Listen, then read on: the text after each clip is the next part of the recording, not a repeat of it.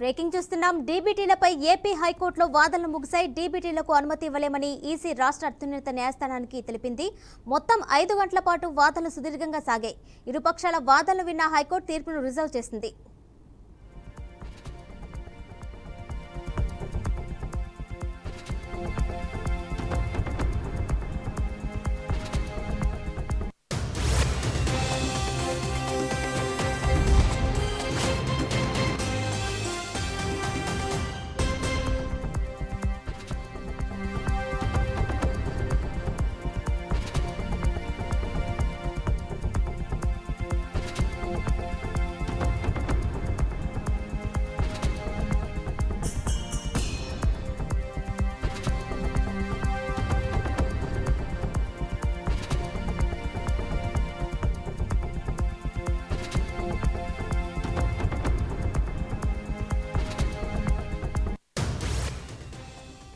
డీబీటీలపై AP హైకోర్టులో వాదనలు ముగిశాయి. డీబీటీలకు అనుమతి ఇవ్వలేమని ఈసీ రాష్ట్ర అత్యున్నత న్యాయస్థానానికి తెలిపింది. మొత్తం 5 గంటల పాటు వాదనలు సుదీర్ఘంగా సాగాయి.